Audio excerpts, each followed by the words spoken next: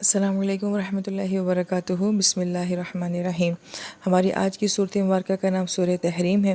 یہ مدنی صورت ہے، اس کے 2 رکوع ہیں اور 12 آیات ہیں۔ اور اس صورت کا پس منظر کچھ اس طرح سے ہے کہ حضرت عائشہ رضی اللہ تعالیٰ عنہ، بخاری شریف کی روایت ہے، فرماتی ہیں کہ نبی علیہ السلام کا یہ معمول تھا کہ آپ عصر کے بعد اپنی تمام ازواج کے پاس جایا کرتے تھے۔ تو کچھ عرصے سے یہ معمول تھا کہ نبی علیہ السلام حضرت زینب رضی اللہ عنہ کے پاس جو ہیں وہ زیادہ وقت گزارتے تھے اور وہاں پہ آپ شہد نوش فرماتے تھے، اور نبی علیہ السلام کو شہد بہت پسند تھا، تو آپ کو اس معاملے میں رشک آتا ہے۔ تو آپ حضرت حفصہ رضی اللہ عنہ سے یہ کہتی ہیں کہ جب نبی علیہ السلام میرے پاس آئیں گے تو میں ان سے کہوں گی کہ آپ نے مغافیر کو نوش فرمایا ہے، اور جب وہ تمہارے پاس ہیں تم بھی ایسا ہی کہنا۔ اور مغافیر جو ہے وہ خاص قسم کا گوند ہوتا ہے جس کے اندر بدبو ہوتی ہے، اور نبی علیہ السلام اس معاملے میں بہت محتاط تھے، آپ اس طرح کی چیزوں کو نوش نہیں فرمایا کرتے تھے۔ لہٰذا ایسا ہی ہوا، جب نبی علیہ السلام حضرت عائشہ رضی اللہ عنہ کے پاس آئے، آپ نے فرمایا کہ اللہ کے نبی، کیا آپ نے مغافیر کو نوش فرمایا ہے؟ آپ علیہ السلام نے فرمایا کہ نہیں، میں نے تو شہد کو نوش کیا ہے۔ تو حضرت عائشہ فرماتی ہیں کہ میں نے کہا کہ ہو سکتا ہے کہ وہ مکھی شہد کی وہ کسی مغافیر کے درخت کے اوپر بیٹھی ہو اور اس نے اس کا رس جو ہے وہ چوس لیا ہو، جس کی وجہ سے اس شہد میں جو ہے مغافیر کی بدبو آ رہی ہے۔ تو نبی علیہ السلام نے اسی وقت فرمایا کہ اگر ایسا ہے تو پھر میں قسم کھاتا ہوں کہ آئندہ میں شہد کو نہیں کھاؤں گا۔ اور بعض روایت میں یہ آتا ہے کہ حضرت عائشہ رضی اللہ عنہا نے جو ہے حضرت سودا اور حضرت صفیہ رضی اللہ عنہا کے ساتھ یہ سارا مشورہ کیا تھا، اور شہد پلانے والی جو زوجہ تھیں وہ حضرت حفصہ رضی اللہ تعالیٰ عنہ تھیں۔ لہٰذا اس طرح کے بہت سارے واقعات جو ہمیں روایات میں ملتے ہیں، عین ممکن ہے کہ وہ سارے واقعات جو ہیں اس صورت کا شان نزول بنتے ہوں، یا پھر یہ خاص واقعہ جو بخاری شریف کی روایت میں بیان کیا گیا ہے، یہ واقعہ جو ہے اس صورت کے نزول کا سبب بنتا ہو۔ اب آیت مبارکہ کا جب آغاز ہوتا ہے تو اللہ پاک فرماتے ہیں، یا ایھا النبی، اے نبی، لما تحرم، کہ آپ نے وہ چیز حرام کیوں کی، ما احل اللہ لک، جو اللہ تعالیٰ نے آپ کے لیے حلال کی تھی، تبتغی مرضات ازواجک، تو کیا آپ اپنی ازواج کی جو ہے وہ رضا کو چاہتے ہیں، واللہ غفور رحیم، اللہ تعالیٰ کی ذات بہت معاف کرنے والی مہربان ہے۔ اس آیت مبارکہ کے ضمن میں مفسرین کرام یہ فرماتے ہیں کہ ہم قرآن پاک میں دیکھتے ہیں کہ اللہ تعالیٰ نے باقی تمام انبیاء کا نام لیا ہے، مگر اللہ تعالیٰ نبی علیہ السلام کو اکثر مقامات کے اوپر جو ہے وہ نام سے نہیں پکارتے، بلکہ یا ایھا الرسول، یا ایھا النبی، یا ایھا المزمل، یا ایھا المدثر، اس طرح کے القابات سے جو ہے وہ پکارتے ہیں۔ اور چند مقامات ایسے ہیں جہاں کہ نبی علیہ السلام کا باقاعدہ نام لیا گیا ہے، اور وہاں پہ نبی علیہ السلام کا نام لینا بہت ضروری تھا۔ اگر آپ علیہ السلام کا نام نہ لیا جاتا تو ایک غلط بات جو ہے وہ آپ علیہ السلام کی شان کے ساتھ منسوب ہو جاتی، جیسے کہ سورہ احزاب میں ہم یہ دیکھتے ہیں کہ وہاں پہ منہ بولے بیٹے کی جب نفی کی گئی ہے کہ کوئی بھی منہ بولا بیٹا جو ہوتا ہے وہ کسی کا سگا بیٹا نہیں ہوتا ہے، تو وہاں پہ جو ہے آپ علیہ السلام کا نام لیا گیا ہے کہ محمد صلی اللہ علیہ وآلہ وسلم جو ہیں وہ کسی کے منہ بولے باپ نہیں ہیں۔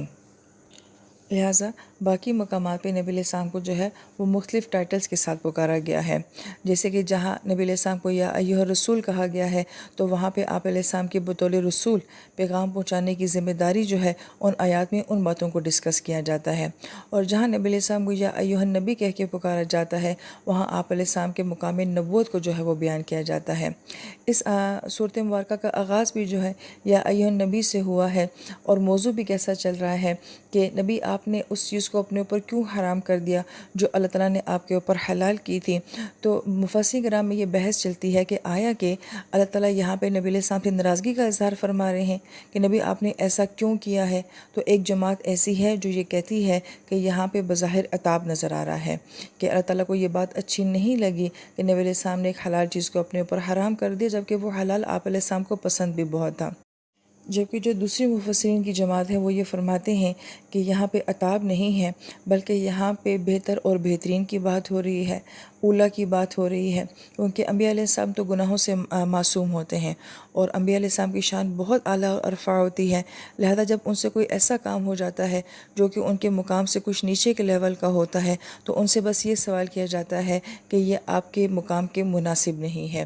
تو یہاں پہ کوئی صغیرہ کبیرہ کی بات نہیں ہوتی ہے، جائز ناجائز کی بات نہیں ہوتی ہے، صرف بہتر اور بہترین کی بات ہوتی ہے۔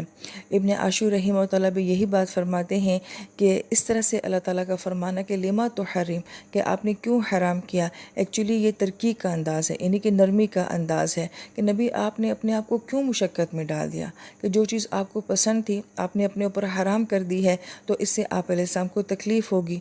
तो गोया कि ये तो अल्लाह ताला का जो है मोहब्बत के साथ बात फरमाना है, और इसलिए यहाँ पे या अय्युहन नबी लाया गया है कि आप अलैहिस्सलाम की नबूवत का मुकाम बहुत आला है।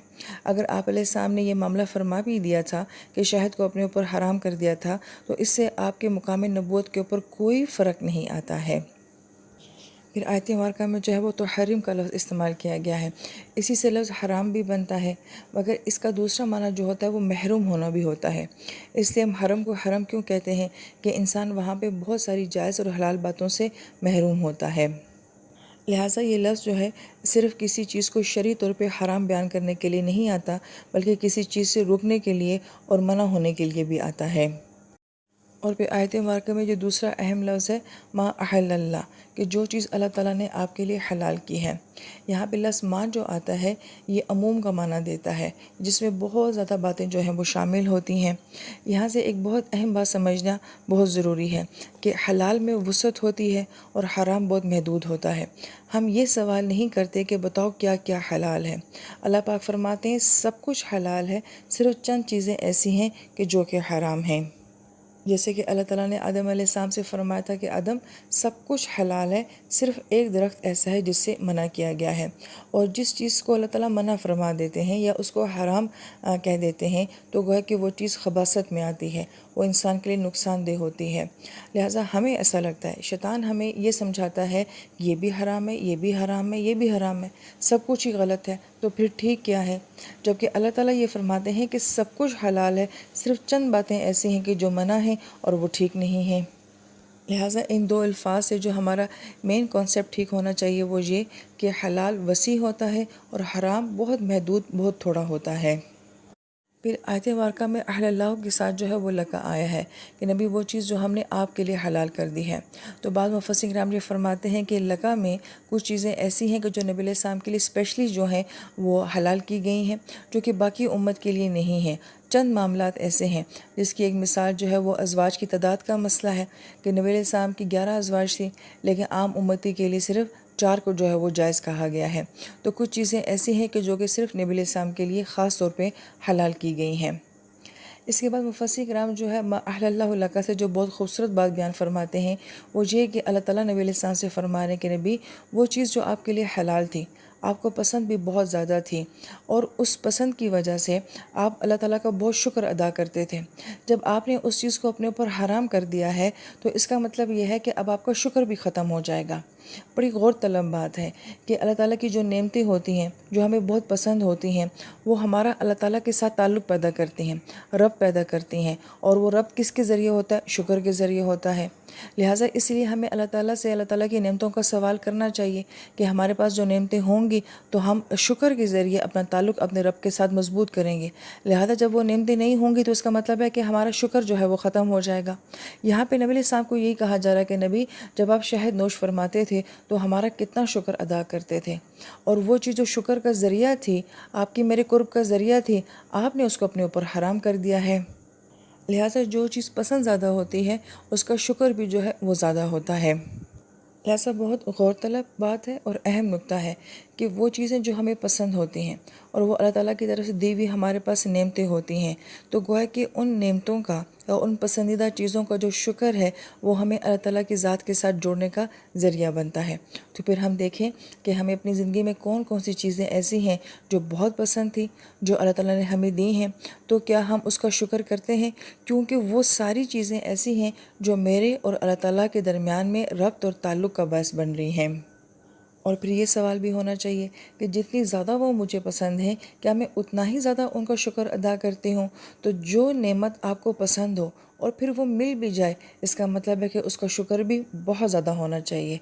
और फिर ये मतलब ये है कि वो चीज़ आपको अल्लाह ताला से बहुत ज़्यादा करीब कर देती है।